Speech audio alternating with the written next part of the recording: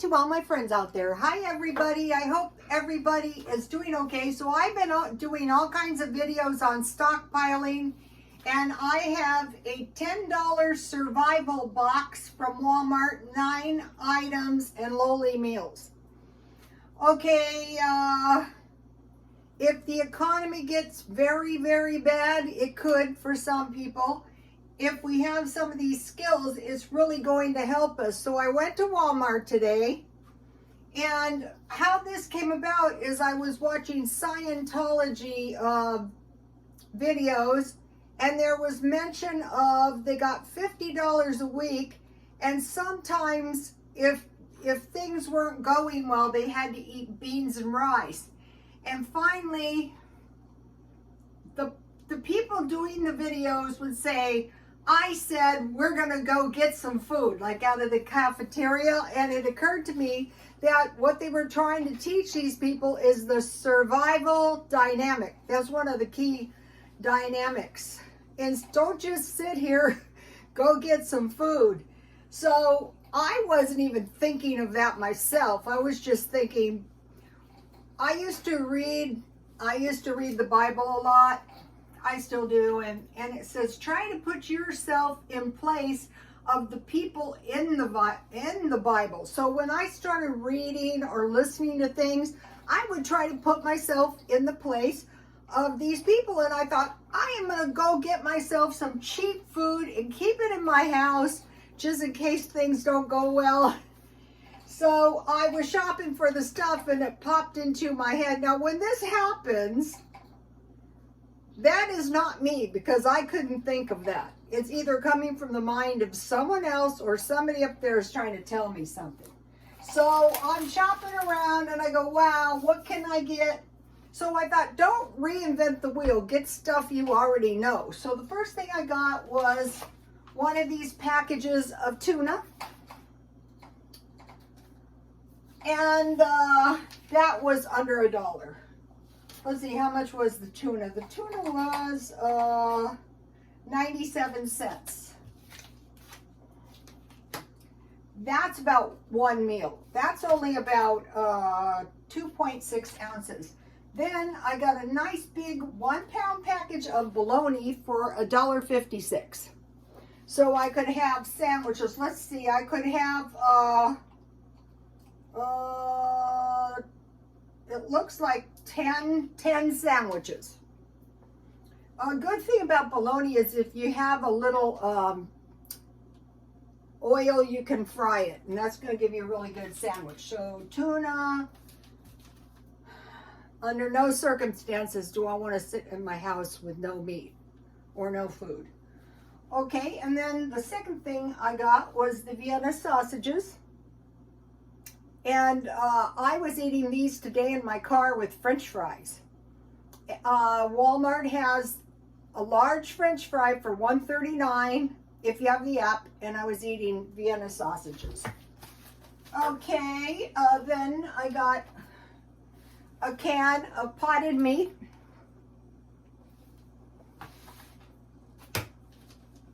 I got another can of sardines. I was eating these in my car with French fries. I got a package. I like this stuff. I add stewed tomatoes and sometimes just cheese and olives. And then I got 2 cans of soup. I got chicken noodle, and I got tomato. Now, I got 1 loaf of Walmart bread, and there are some loaves, like this loaf, which was twice as big as the other one. Oh, look, Johnny Depp. Hello. Something. I have a bunch of fake ones. That's okay. And so I got the biggest one, because remember, I don't want to be going without any food. So I will prove it to you.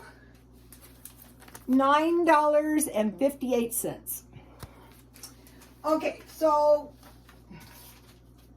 if I failed to do my tasks and all I had to eat was beans and rice, I would have a little stockpile in my house. I just happen to eat this all the time. Okay, so now Feature Man did a good video today. Popeye's $10 two-piece meal. You get chicken, biscuits, coleslaw, and drink. Now let me tell you, that looked much better than this, but you eat your chicken and then tomorrow you don't have any food. So you don't want, or you go, you know, to get the food and, you know, you don't get any meat or something. There isn't any. So you get your bologna out and hopefully you stockpile a little cheese. Okay, for lowly meals, last night I had boiled hot dogs. I had cooked rice with milk and sugar. That's a lowly meal and it hit the spot too. Now tonight I'm having sausages, sweet potatoes, and apples, stewed apples. So what I did is I roasted 1/2 of a sausage. I just wait until these are on sale. And so that probably cost me $1. And then I had bought sweet potatoes at 99 cents only. So I had roasted sweet potatoes. And then I got something nice at Aldi's. I will show you. So basically, I'm not exactly going to starve. This is a very low cost meal. Very. And then I had 4 apples. Let me show you. Here they are. And I cut them in little pieces. I took 1/2 cup sugar, 1 tablespoon of pumpkin pie spice. Here it is. 1 tablespoon, 1/2 cup of sugar. So it's got a lot of sugar in it, but hey, that's the way I like it. And then it was a full pan when I put the apples in, and I filled the water halfway, and I covered with foil, and I baked it. So now I want to show you something. Where is that? Okay, I saved this. I just washed it. I bought pineapple, so I saved the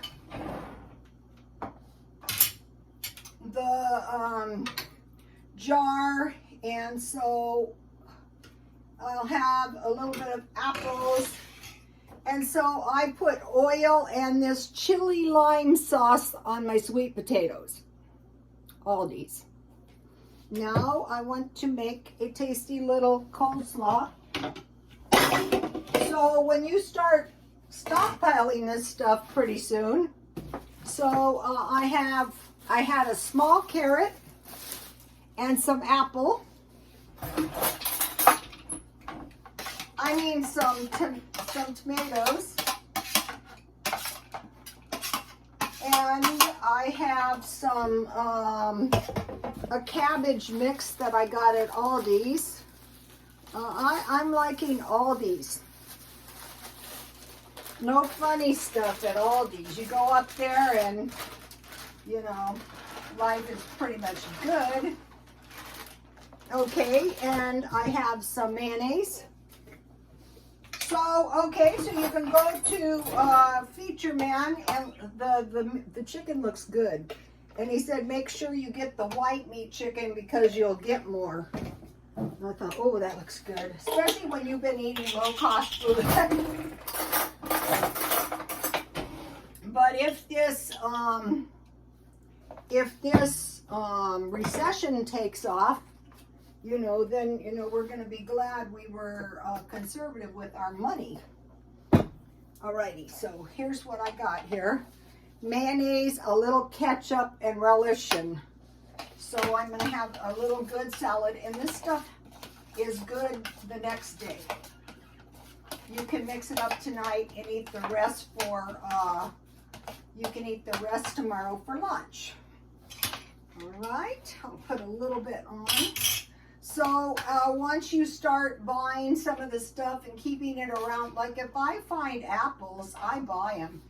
And, you know, I keep tomatoes around. So you're in a lot less danger of going without food. Okay, so here it is. Okay, so that is, and then I will slip the rest of this in my jar, and this was 5 servings, depending on how much you want to eat. Okay, so now I want to mention something. This is to do with the survival dynamic. Okay, in one of the primary points in Scientology is the survival dynamic. So I think this is what's behind them having to come to the conclusion that they've got to go solve their problems. I think, I'm not sure. Okay, but I see some correlation here historically. Okay, Scientology was started by L. Ron Hubbard. And at the time of his death, Scientology was in a danger of going out of existence because they had a huge IRS bill. And so their now leader, I think it's David Miscavige, came up with a way to get them their nonprofit status so they could survive. That's definitely, I mean, he's like the epitome of the survival dynamic. Okay, now about the Mormons. The Mormons were run out of Nauvoo, and their leader, Brigham Young, was able to pretty much reestablish in the West. But possibly the idea was to force these people to colonize outside of the U.S. proper. And the thinking was possibly, I'm not saying for sure, but I have my suspicions, that the hardy ones would survive and thus colonize the Western U.S. Okay, let's talk about the British. The British shipped the undesirables to America, and the thinking was the more hardy ones will survive and colonize the continent of the U.S., which back then was Indian country. And so in each one of these, we'll see Brigham Young, we'll see David Miscavige, and we see George Washington. And what happened was the colonists rose up against the British and thus survived. Okay, and we also have now, in the time of Brigham Young and the Mormons, we start to see the Masonic influence at that time in the U.S. Okay, we have the Egyptians, and then we have Moses that rises up, and the Hebrews survive, right? So you might think, well, there's only one way to be, but actually the survival will kind of take hold at the proper time. So we can take faith in that it's always been this way, and we don't have to live in so much fear. But I definitely want to have food just in case the transition into whatever's coming.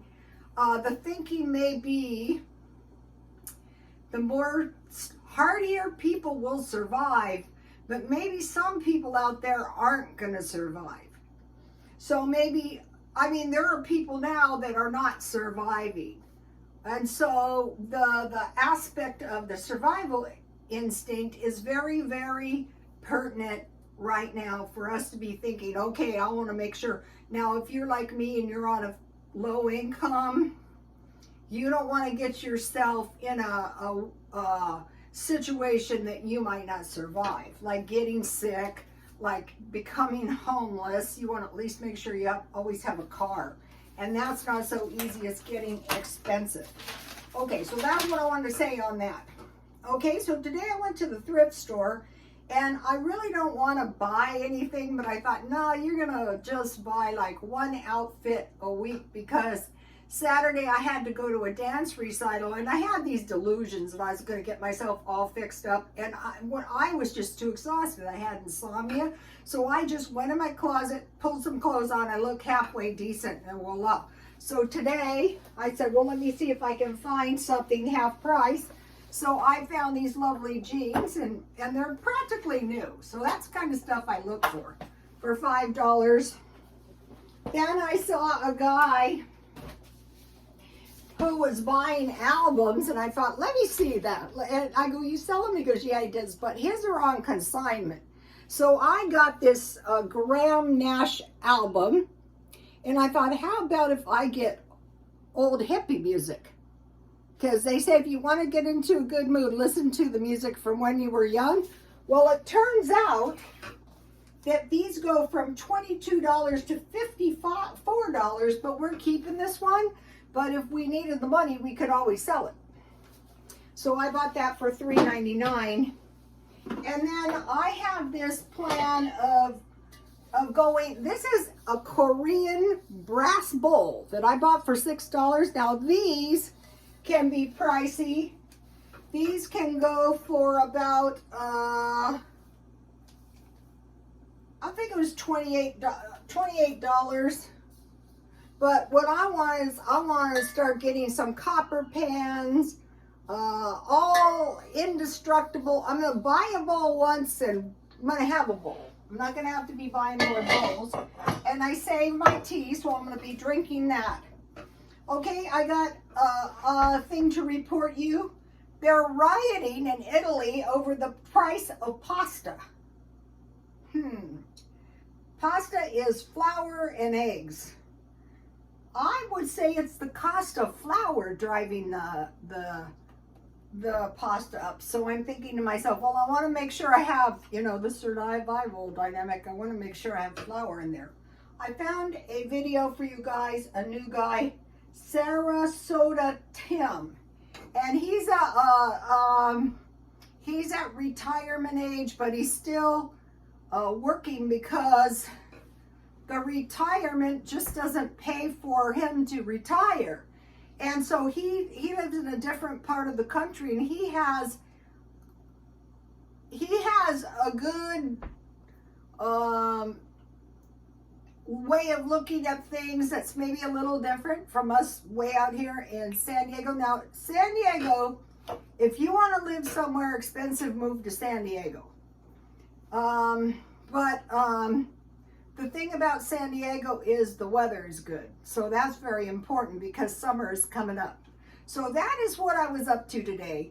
And so I hope you guys, give some of this some thought, like trying to find, what I'm trying to do is find marked down vegetables and fruit.